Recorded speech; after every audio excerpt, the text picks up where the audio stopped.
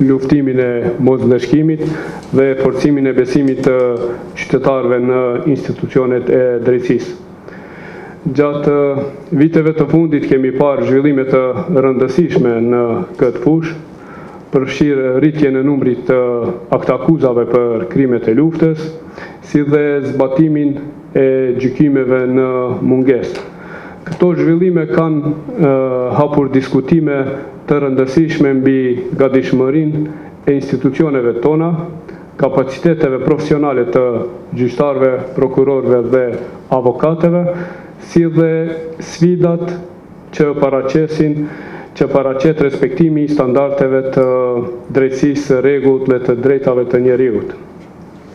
Pra, sot do të synojmë që të diskutojmë se ku qëndrojnë institucionet e Kosovës, pas marrjes së përgjegjësive të plota në trajtimin e rasteve të krimeve të luftës nga misionet ndërkombëtare, cilat janë sfidat aktuale dhe çfarë nevojitet për të forcuar më tej kapacitetet profesionale në këtë fushë. Pra, ky aktivitet i fondit është në kuadër të projektit për krahja e drejtësisë tranzicionale, dialogut dhe të kuptuarit historik, i mbështetur nga National Endowment for Democracy. Për të diskutuar lidhur me këto tema, kam kënaqësinë sot t'i kem prokurorin special Ilir Morina, i cili njëkohësisht është edhe udhëheqës i Departamentit për krimet e luftës, po ashtu me neve është edhe avokati Naim Rudari dhe njëkohësisht edhe zëvendës kryetari i odës avokatëve të Kosovës.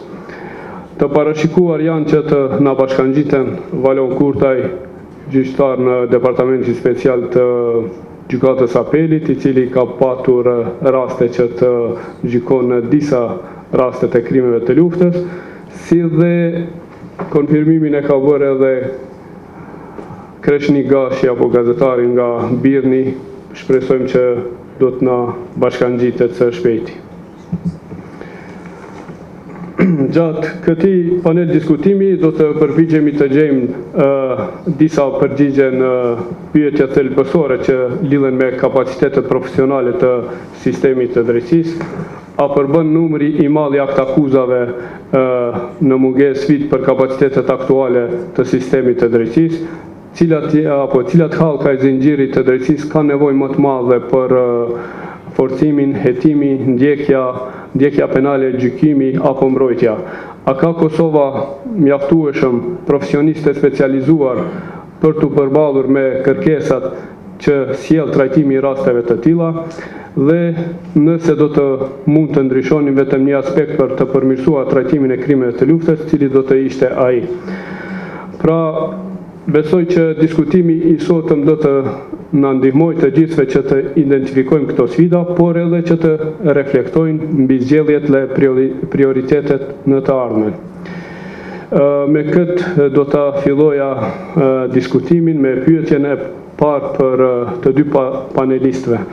Pra, pas transferimit të kompetencave nga misionet ndërkombëtare tek institucionet vendore, si vlerësoni gatishmërinë aktuale të Kosovës në hetimin, gjykimin dhe ndjekjen e krimeve të luftës në Kosovë?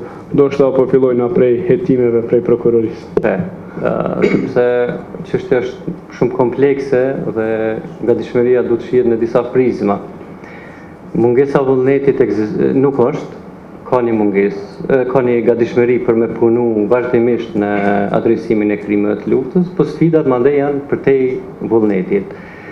Sa i përket institucioneve të drejtësisë, ne kemi bërë maksimumin brenda kapaciteteve që kena dhe mundësive që kena qoftë buxhetore, qoftë institucionale, që me u përgatit për këtë sfidë, dhe mendoj që jemi përgatit mirë dhe kemi adresu deri më tani në mënyrën më të mirë të mundshme. Siç e dini, kjo çështje në parim mbi standardet e BE-s ose cili do vend tjetër kërkon të shikohet në 3 prizma. Nëse ka një kornizë ligjore në Kosovë që adreson problemin, në këtë rast mos i themi problem, por i themi çështje, dhe çështja janë krimet e luftës. Jo dini që unë veç vazhdimisht e kam përmend që korniza ligjore aktuale nuk është e mjaftueshme. Ne po hetojmë krimet luftës mbi një kornizë ligjore e cila është e përshtatshme për korrupsion dhe krim të organizuar. Mbi bazën e asaj që është aplikueshme këtu, ne po punojmë për rastet e krimet luftës. Kur ju e dini se si në rastin e ICTI ose ish gjykatës ndërkombëtare për ish Jugosllavinë, si në rastin e dhomave të specializuara, janë nxjerrë korniza ligjore të posaçme, cilat shumë ju kanë ndihmuar atyre në adresimin edhe në punën e tyre. Ne këtë sfidë e kemi ende, sepse po punojmë me ligje të vjetra, qoftë ai i ligji i Jugosllavisë 1974, qoftë kodi i procedurës i cili nuk është shumë mjaftueshëm ose nuk është mjaftueshëm i përshtatshëm për rastet e krimeve të luftës. Pastaj kthehemi te çështja e dytë që është struktura institucionale. Ne kur e kemi pranuar këtë çështje nga EULEX-i, është dashur më njëherë të ndërtojmë mekanizmat e brendshëm në mënyrë që të jemi të gatshëm të përballemi me sfidat si prokuroria e shtetit.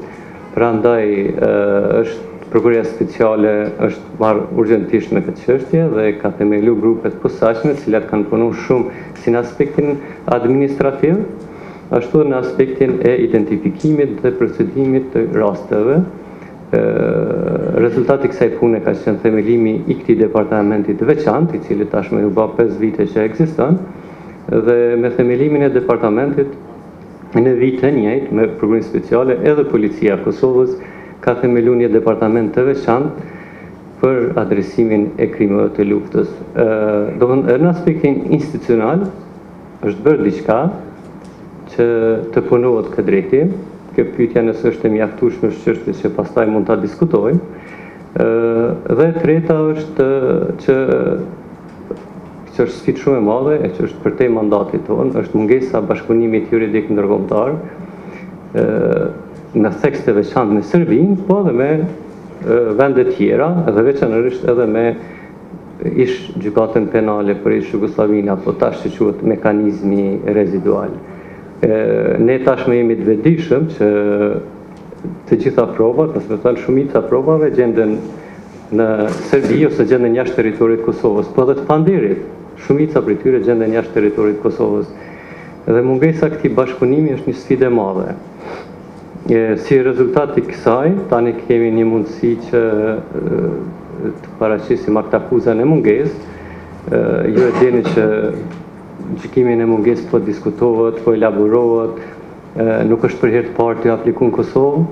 Prokuroria Drita Hajdari është prokuroria e karrierës, e din që edhe vetë kalumën ka pas gjykime në mungesë, atëherë kanë qenë standarde tjera, se ka qenë një sistem tjetër, tash janë standarde tjera sepse e kem konventin evropian e tjera, po nuk është që diçka, sidomos për gjeneratat që janë pak me përvojë senior, gjykimi në mungesë është diçka që e kanë aplikuar. Është zgjedhja më e mirë, është çështje që mundna me diskutu, por për momentin është një standard ligjor dhe ne po mundohemi me apliku. Në kuadër të kësaj pikës 3, që është ai grumbull i sfidave të cilit ne ballafaqohemi vazhdimisht, është mungesa një databaze të veçantë për rastet e krimeve të luftës. Ju e dini që identifikimi i informacioneve, i provave është një sfidë e madhe. Në Kosovë në 25 ose 27 vitet e fundit shumë informacione ekzistojnë, për gjithën të shkapërderë dhe janë shpërndarura, qoftë në OJC, qoftë në institucione, qoftë në organizata ndërkombëtare, në media. Do të thonë, frika që nuk ka informacion ose dëshmi nuk ekziston. Frika është që ato dëshmi ti mbledhim, ti vendosim në një vend ku janë në shërbim të Prokurorisë Speciale, të Departamentit për Krimet Luftës, të Policisë së Kosovës, në mënyrë që ti adresojnë këtë çështje. Me sa di, shumica e organizatave qeveritare, të përfshin juve, po edhe institucione tjera, këtë kanë nga një databazë për krime lufte. Ne kemi një databazë të përgjithshme të sistemit prokurorial, e cila nuk është e mjaftueshme për adresimin e kësaj çështje. Kërkohet që të ketë një databazë të posaçme vetëm për rastet e krimeve të luftës. Besoj që si institucion jemi ballafaqur fillimisht me sfidë, por e kemi adresu mirë këtë problem. Tani është ajo koha ku ne po vetë vlerësojmë situatën dhe kemi nxjerrë një strategji sektoriale, cilën jemi duke implementuar, po gjithashtu po mendojmë çka tash më tutje. Deri këtu kemi mbri, deri këtu kemi kriju një mundësi, një kapacitet, çka mund tash tutje më shumë, në mënyrë që ta adresojmë këtë problem, për shkak se ky problem e ka elementin kohë. Sa më shumë kohë që kalon, vështirësohet edhe puna për ne, edhe për ofrimin e drejtësisë për viktimave. Para gjithash ne përgëzojmë Prokurinë Speciale me angazhimin për ndjekjen e krimeve të luftës. Pra është lajm i mirë, është punë e mirë që jemi ka e shohim tani që është përforcuar dhe në fakt janë shumë fishuar edhe ata akuzat që po ngritën këtë çështje. Ndonse është paksa e vështirë edhe për Prokurinë për të siguruar dhe mbledhur prova, meqense se kanë kaluar shumë vite pas luftës, pra tani bëhet fjalë për 26 dhe 27 vite, natyrisht në procesin gjyqësor nevojitet për ta provuar dhe për ta argumentuar secilin do krim. Ne e dimë që në fakt ka pasur krime, kemi viktima, kemi persona që kërkojnë drejtësinë vazhdimsi, por ndonse prokuria neve do të na ketë kundërshtar në aspektin profesional, por në këtë rast pravo dhe avokatëve sikurse edhe vetë prokuria kemi sfida me angazhimin e avokatëve sipas detyrës zyrtare në gjykimin mungesë. Pra siç e dimë që gjykimi mungesë është institut i ri tek ne dhe thuajse akoma ka nevojë për përgatitje, për trajnime, për aplikimin e këtij instituti me profesionalizëm të lartë, sidomos kur bëhet fjalë për gjykimin mungesë, sepse para gjitha shoh dhe avokatët e Kosovës ka vështirësi edhe në angazhimin e avokatëve.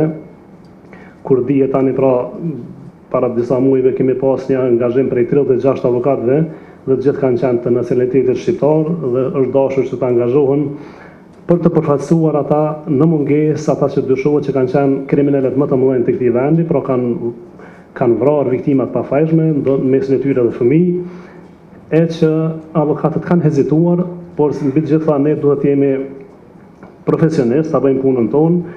Është dashur që ne të bindim avokatët që ata nëse shkojnë përveç mbrojtjes së të drejtave dhe lirive të akuzuarve eventualisht, ata ndihmojnë fakte dhe drejtësinë. Pra, avokati gjithherë ndonse ka raste kur keq kuptohet pozita e tij dhe mendohet ndryshe, por gjithherë ndihmon drejtësinë, pra ndihmon gjykatën, ndihmon prokurinë për të bërë punën e tyre në mënyrën më të mirë të mundshme.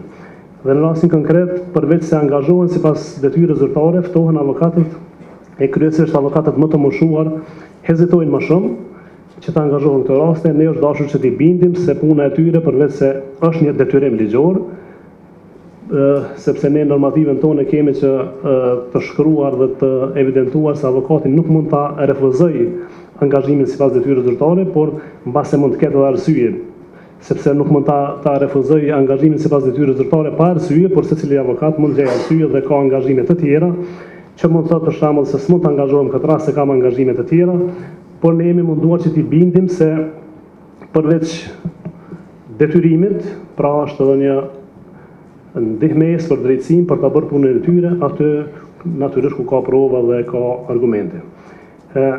Siç e tha vetë Ameri, pra se me qenë se bën punën e avokatit, në anën tjetër, pra neve na mungojnë trajnimet, e sidomos nga ekspert ndërkombëtar të kësaj fushë, pasi që edhe në raste tjera, jo vetëm në krimet e luftës, ka vështirësi në aplikimin e këtij instituti pra gjykimin mungesë, por besojmë që në VM do të mbahen trajnime avokatët, sepse janë pra pjesë e sistemit drejtësisë dhe do të shkojnë njëkohësisht krahas me trajnimet dhe me punën që bën edhe gjykata edhe prokuria edhe avokatët, pasi që janë 3 shtyllat e sistemit drejtësisë, pra janë kategori kushtetuese, dhe në këtë rast pra mbi të gjitha ne shohim si punë të mirë të prokurisë.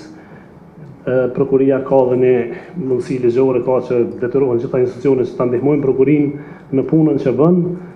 Në këtë rast edhe ne në aspektin jemi kundërshtar, por kemi për obligim që të bëjmë punën në mënyrën më të mirë të mundshme. Unë sa për fillim kaq kisha, E di që kemi diskutime, ndoshta edhe bisede interaktive në këtë çështje. Në vend cilën do pyetje që ka nevojë të mundohen të përgjigjemi dhe të shohim gjitha sfidat, gjitha nevojat, gjitha vështirësitë, por edhe nevojën e bashkëpunimit me prokurorinë dhe gjykatën.